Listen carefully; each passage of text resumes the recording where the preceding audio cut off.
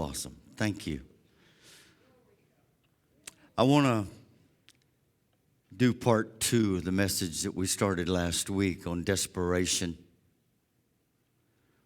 Matthew chapter 14, verse 22. Immediately, Jesus made his disciples get into the boat and go down before him to the other side, while he sent the multitudes away. Now, there's just been a tremendous miracle of the feeding of the multitude. He went up on the mountain by himself to pray. Now, when evening came, he was alone there. But the boat was now in the middle of the sea, tossed. One translation says buffeted by the waves, for the wind was contrary or against them. We've all had that feeling when the winds were contrary or against us. Desperation is that place, as we said last week. That place we come to at the end of ourselves, when we've gone as far as we can go. But yet there's something still out there, and desperation sets in. When we come to an end of ourselves is where you're going to find God. When you've gone as far as you can go, just look a little further and you'll see God right there. Sometimes to realize the value and the worth of an anchor, you have to feel those winds, that storm in your life. The disciples had a word from the master, a directive. Go to the other side. Cross over to the other side.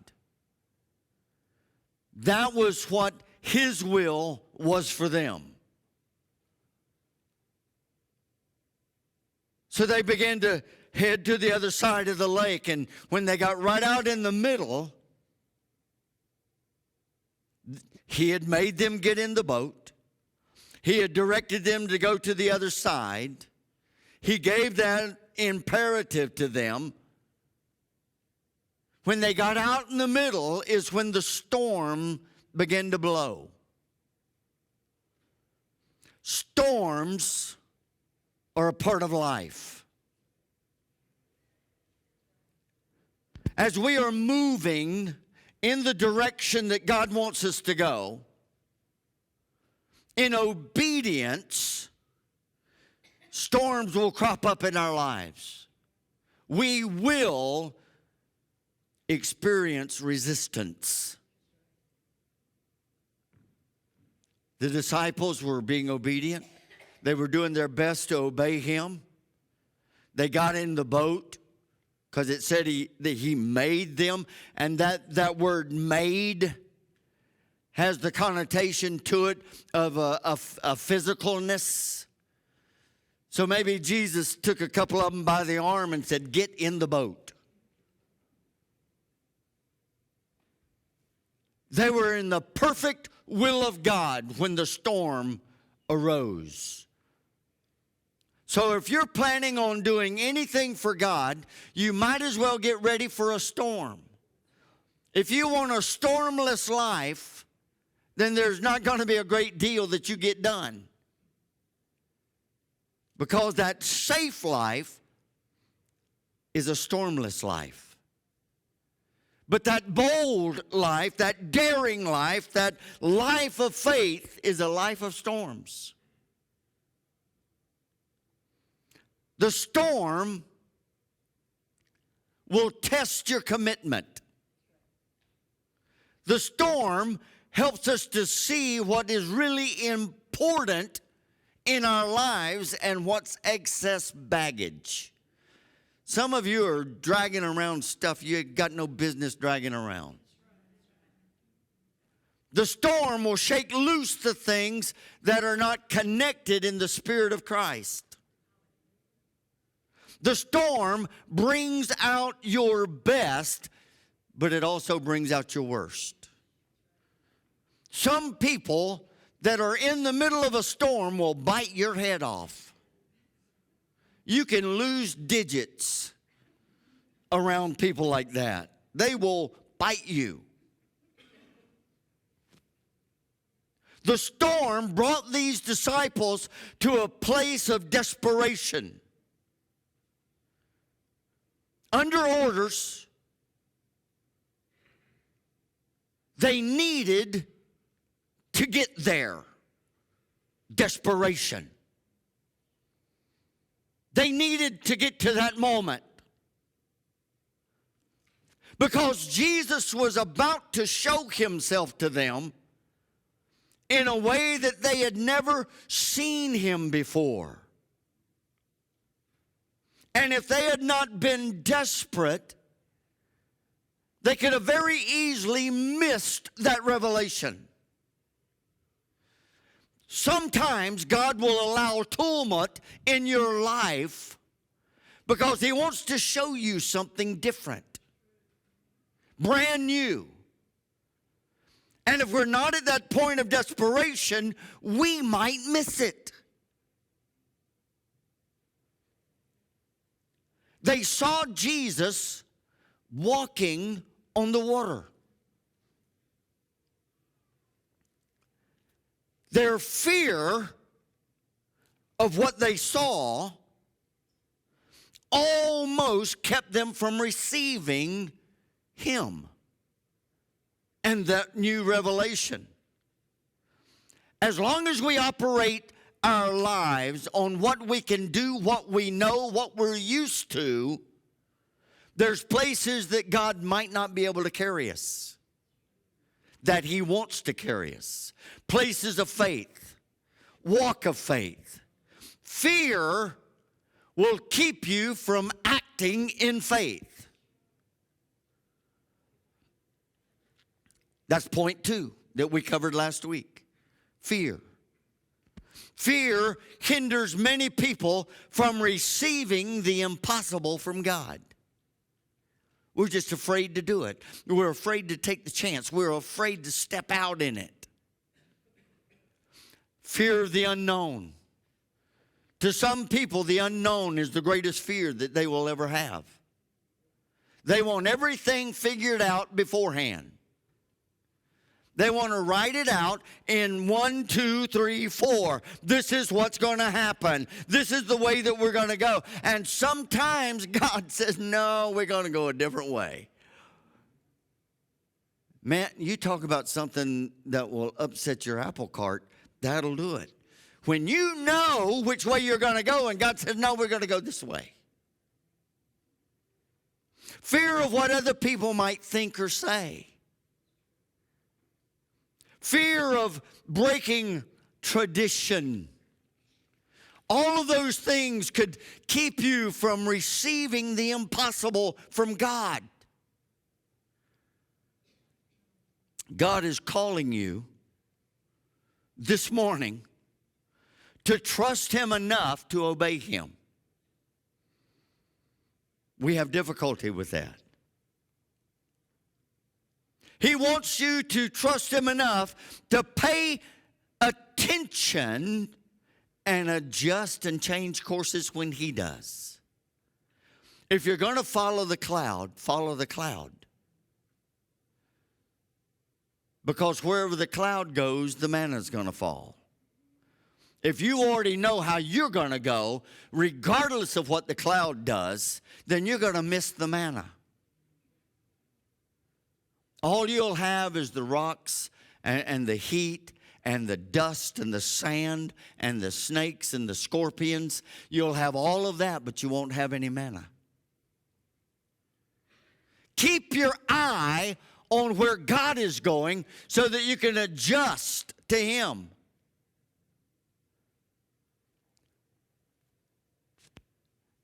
Wonderful thought. Their desperation overcame their fear. You get desperate enough, you're not afraid of anything. You'll walk right through it. You'll overcome it. Their desperation overcame their fear. The desperation became a force in them, preparing them for some awesome revelation that God was going to give them. It'll help you today. Some of you need a word. Now, none of you are here by mistake, because I've been praying all week long. God, you have the people there that need to be there. I know we're going to have a lot of folks gone, but you start drawing them in from the north and the south and the east and the west. And God, you have them there so that they can receive the word, and then give me clarity of mind and clarity of spirit, that I might be able to deliver the word just the way that you want it, so that those people can be blessed and helped. So some of you are here this morning because you need a word. This word is for you. Desperation will cause you to move toward God.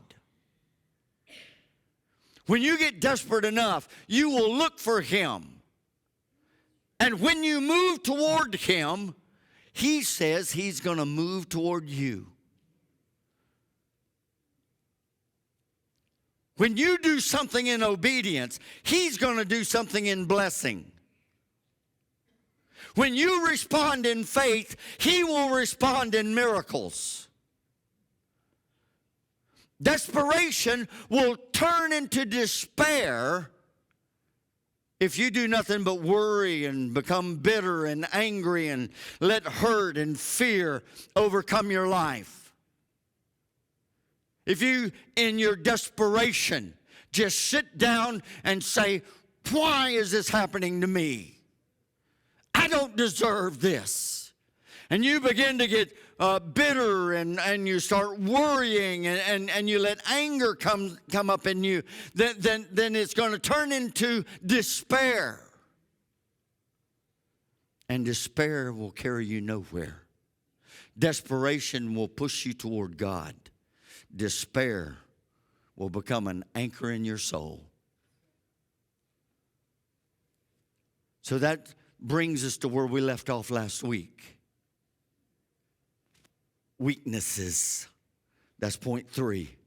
Weaknesses. It says, when evening came, the boat was in the middle of the lake,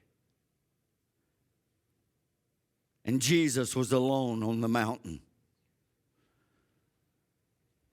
To the flesh, to us, what a tremendous separation.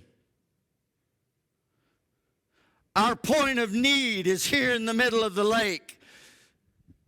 The dwelling place of Jesus is on top of the mountain way over here.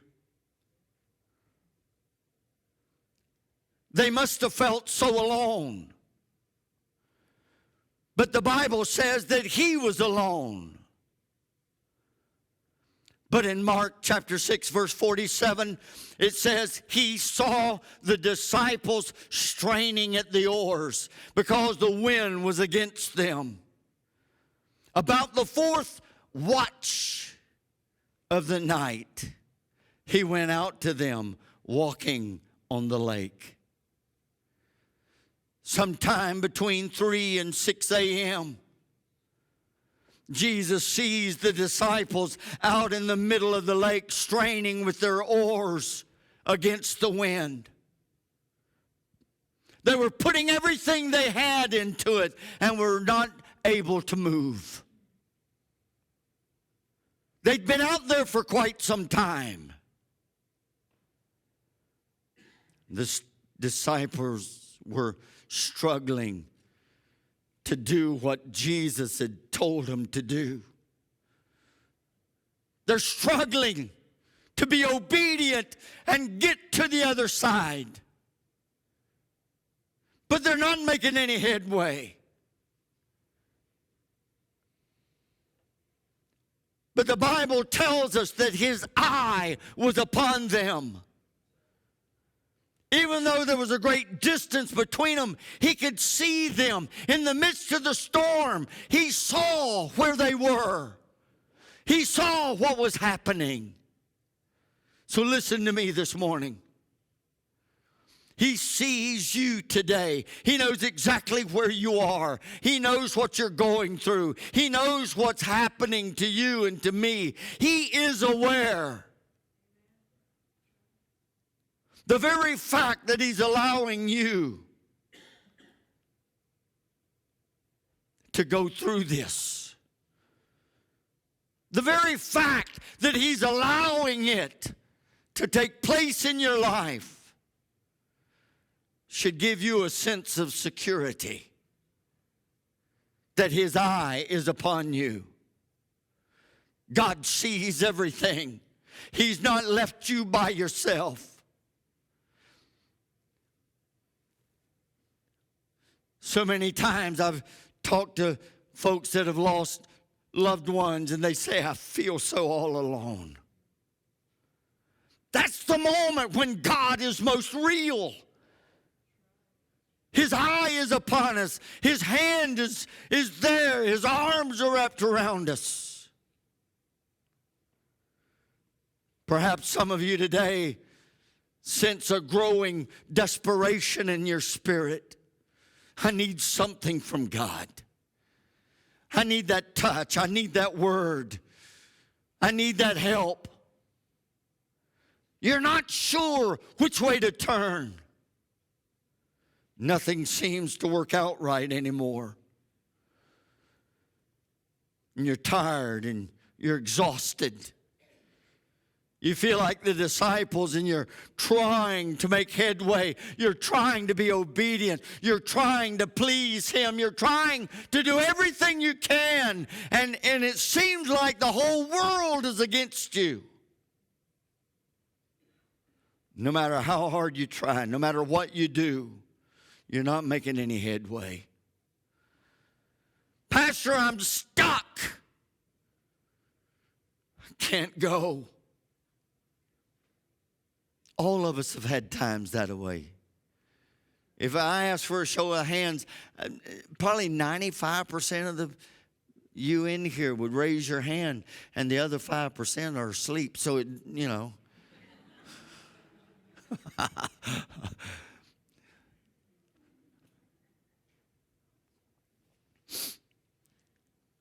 All of us have those moments when the storms are raging, and it may seem to you like the storm's never going to end. It's never going to cease.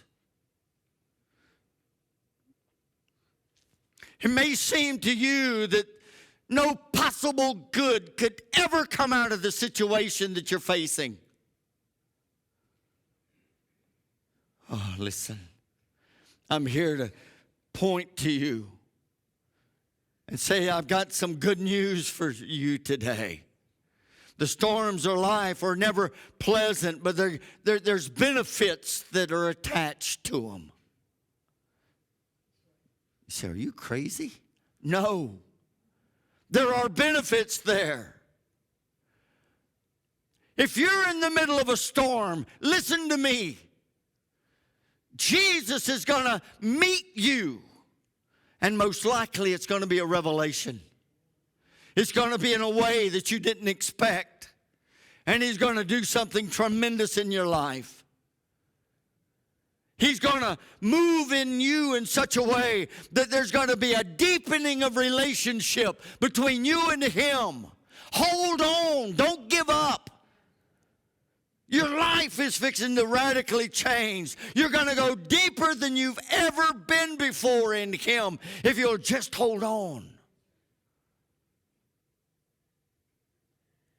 In turn, there's going to be a greater manifestation of his power in you.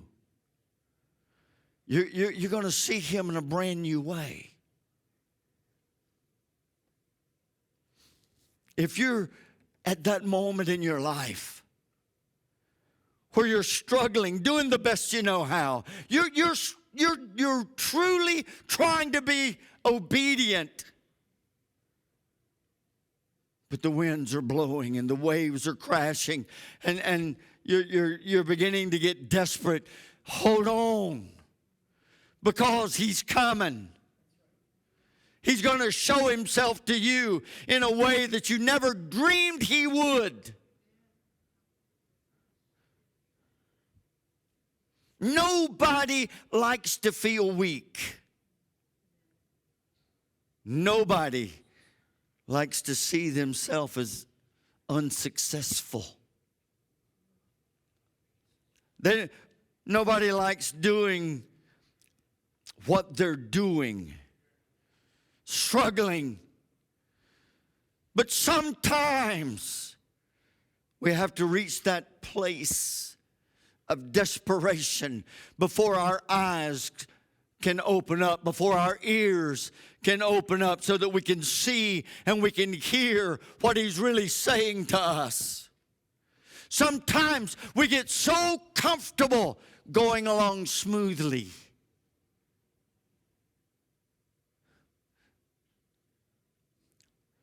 that our ears become deadened and our eyes become blind, and we don't look around and see anymore. I grew up in Florida, living on a lake, a big lake, a pretty lake. And from where our house was, the sun would set right on the other side of the lake.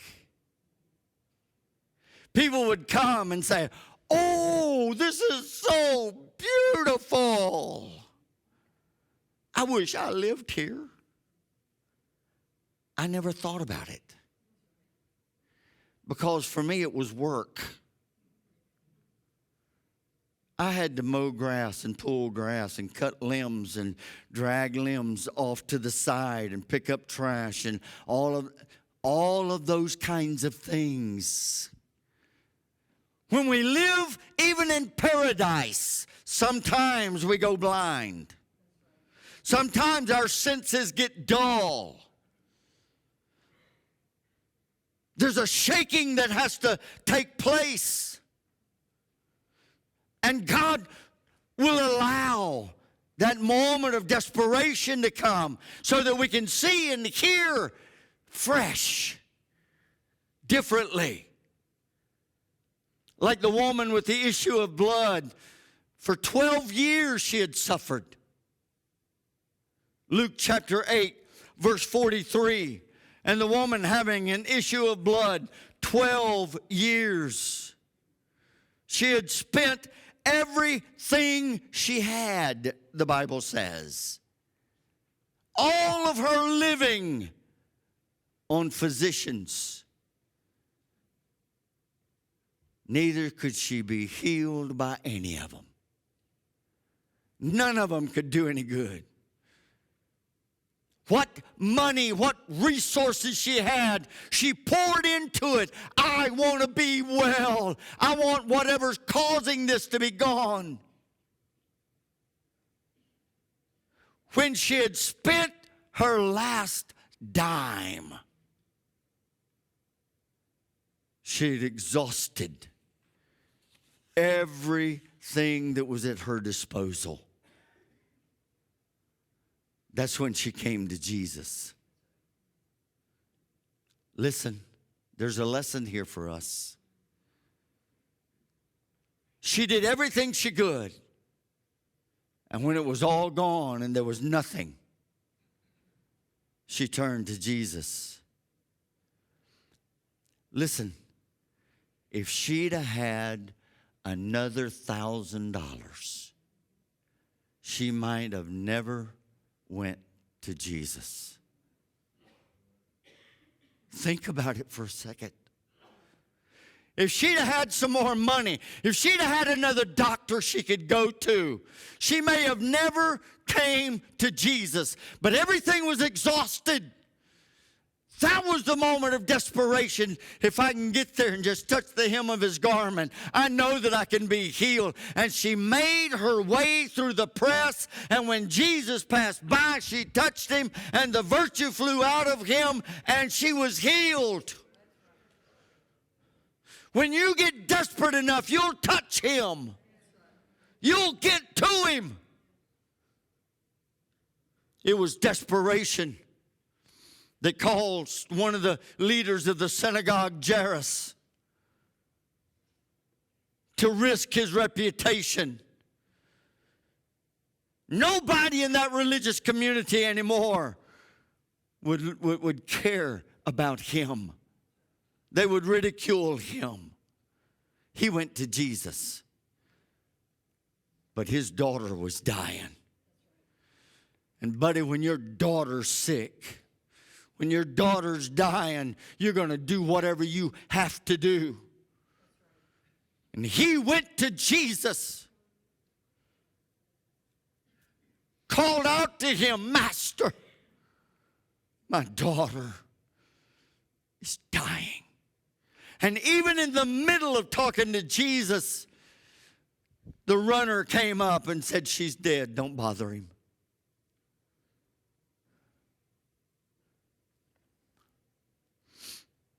Desperation? Oh, yeah. Yeah. That man knew it. What about blind Bartimaeus? Desperation caused him to cry out for mercy. Thou Son of David, have mercy on me. The cry of the crowd and the persecution of those around him, shut up, old man. You blind old beggar, hush. They told him to be quiet. They told him, just keep it down. That's the master. He came to the moment that he knew nobody else can help me. There's no hope for me outside of Jesus. I've heard about him. I know what he can do. And if I can just get to him, thou Son of David, have mercy on me. Mark chapter 10, verse 46. I don't care what anybody else says. I don't care how uncomfortable I make them. I got to get to him. That's desperation. Sometimes we never really get desperate, do we? We just think we're desperate. That's desperation. A blood flow for 12 years. I'll make it through the press.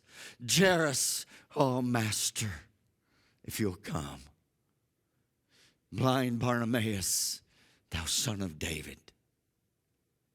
That helpless desperation that brought the widow woman to the prophet.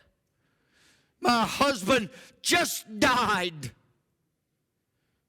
and he left me with a huge debt.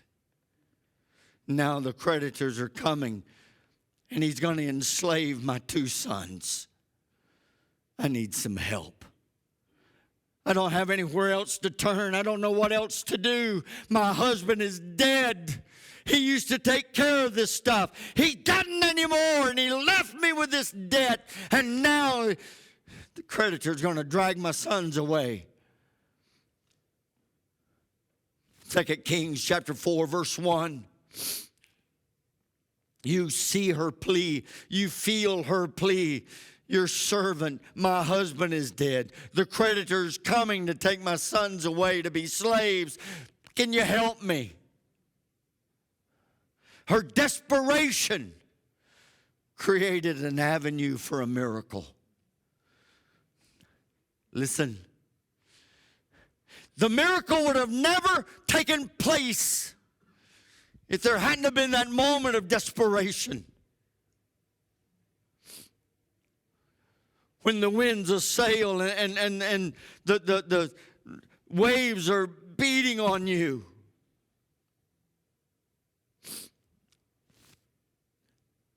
creates that moment of desperation. In steps that divine, supernatural multiplication and provision that God is so good at. Go borrow vessels. Are you crazy? My husband's dead. Don't you realize that? And you want me to go get jars? Yeah. That's exactly what I said. My sons are about to become slaves, and you want me to go to my neighbors and borrow a jar? Yeah.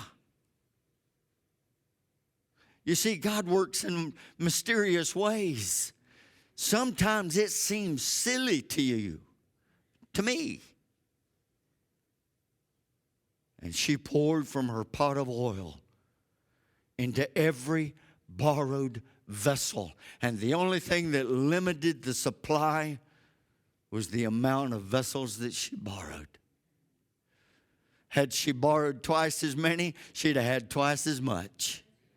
Sometimes the only thing that limits the miracle that God has for your life is your faith.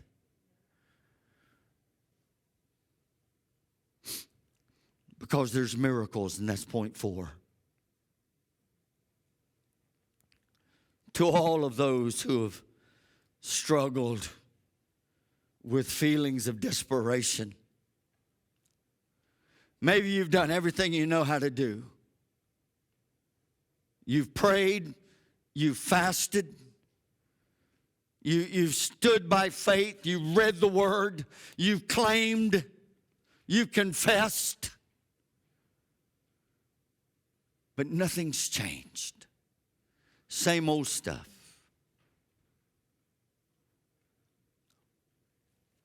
Listen to this. This is worth your time here this morning.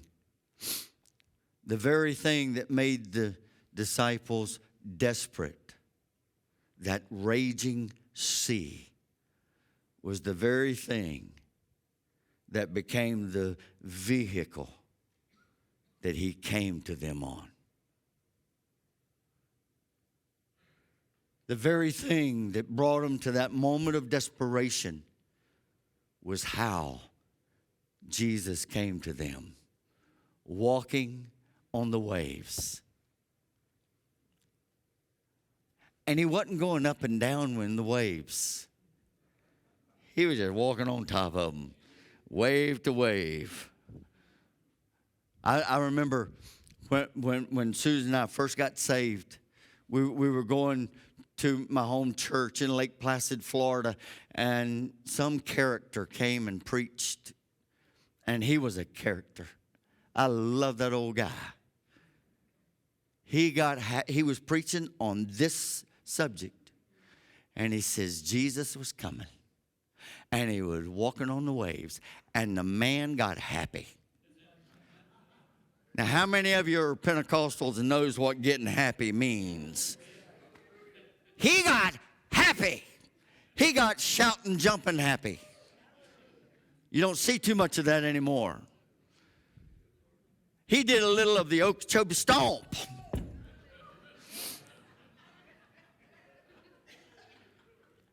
Our pews were not connected to the floor, and he ran the back of the pews. All the way down, all the way back. You say, well, what's so wonderful about that? None of them turned over. Sometimes when you just sit down, they'd almost turn over. And he walked the back of them, and he was demonstrating how Jesus walked those waves, coming out to see his boys.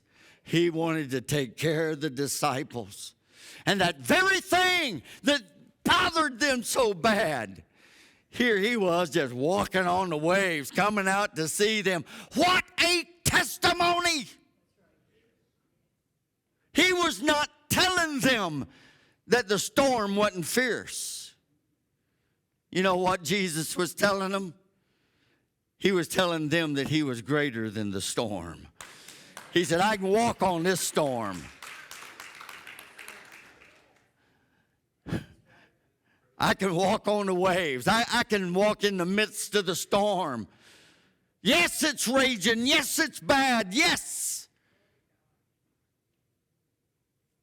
But I'm bigger than the storm.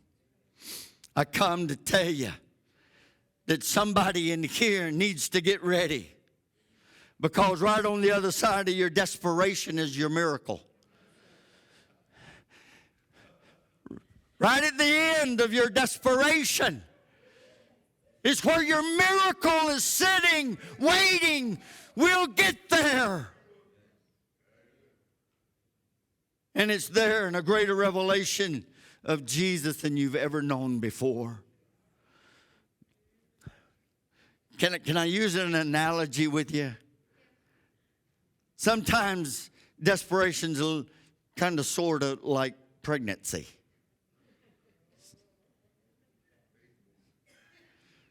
You're uncomfortable. Real uncomfortable. And nothing feels just right. You cry for no specific reasons. And it seems that your emotions are right on the surface of your skin all the time. If you've been there, you know I'm right. You don't fit in the same old clothes that you used to fit into. You can't sit where you used to sit. You're miserable. You're out of sorts. You're excitedly scared. And all the while, you're aware that something's growing inside of you. You can't see it, but you know it's there. You know what it is. You can't explain it in reality, but everybody that sees you knows something's happening here. That's the way it is with desperation. There's a ministry. There's a revelation growing inside. Something's fixing to happen. There's a new anointing that's coming your way. It's down inside of you. That special gift, that new outlook, that new level that God's going to take you to, that new hope, that new purpose. Your whole life can change. Hang on. Don't give up. Keep rowing. Keep going. Something is getting ready to be birthed. And desperation is that last stage before birth. We've had, over the 22, 23 years I've been here, we've had a lot of people come here, and they get all excited. Ooh, this is the best thing since sliced bread and iced tea. Pastor, I just want to get involved. I want to do something for Jesus. Okay, what do you want to do? I don't know. Give me something. Show me. Tell me how I can be involved. We need somebody in Rangers. What's Rangers? That's the young boys. No. That's not for me. Not for me. No. Well, we could use somebody in the Spuds class. What's the Spuds class? Well, that's the toddler age. Am I right? Toddlers? Or is that nursery? It's one of them. No. No. Well, we could use some rainbow leaders. What is that? That's the little kids, boys and girls, on Wednesday night. No. I can't be a part of that. Well, why? Well, all those are kids. I want something a little, more adult. Well, we have salt senior adults living truth. You can get involved in that. Oh, no, them's old people. No, No. Can't do that. Can you sing? No. Can you play? No. Would you like to be an usher? No. No, I don't want to be an usher. Pretty soon they just leave. And you know what they say to people? They won't let me do anything there. You gave them 10 things that they can do, but none of them was what they wanted to do. You notice the one thing I didn't ask them if they wanted to do? Do you want to preach? Or do you just want to tell the preacher how to preach? Oh, I quit preaching and started meddling, didn't I? Hold on. God's going to show you something. If you really want to be involved, He's going to show you. He's going to carry you to a place you've never been before. It's at this point, when you're about to give birth, when you're at that moment of desperation, and the wind is blowing, and it's howling all around you, and the waves are crashing, it's at that point that the devil is going to try to convince you this isn't worth it. This is too hard. God's changed His mind. He don't want you anymore. I think you misunderstood God. All of those things will come to you. You just dreamed that. You hold on. Keep pulling on those oars. Keep going in the direction He told you to go in. Because I've come to tell you, delay is not denial. There may be a delay in coming, but it's not denial. And desperation has positive power involved in it. When it causes you to throw yourself completely on God. And you'll have to do that to have His best. If you're not sold out to Him, you won't have His best. Give Him everything that you are. God's always on time. I've never known God to be 1 second late. Have you, any place in the Bible, see if you can find where God says, I should have got here. I'm late. Never happened. Even when Lazarus dies, He said, no, I'm right on time. It may seem that it'll never happen. And you know, somewhere around that 8th month, it don't seem like it's ever going to happen. I remember Susan, she looked at me and said, get this thing out of me. I'm tired of this.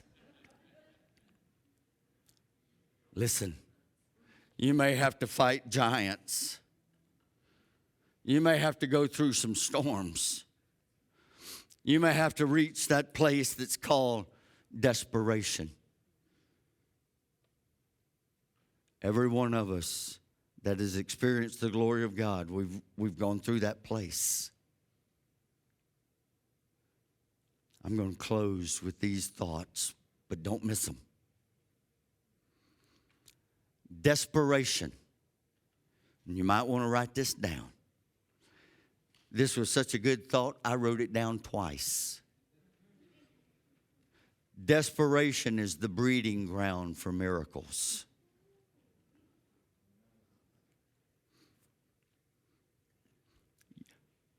I want the miracle without the desperation. Not going to happen. Desperation is the breeding ground for miracles. Jesus brought a miracle to the disciples when they cried out for Him. He brought power into that storm-tossed boat. His power. The power of grace. The power of mercy. The power of deliverance. He brought peace into their windblown souls, He'll do the same for you. But you'll cry out to Him and then receive Him. He may come walking right in the middle of everything that's going on in your life. And I don't know what that may be. But somebody walked into this place this morning needing a word. You just got it. Bow your heads with me, would you please?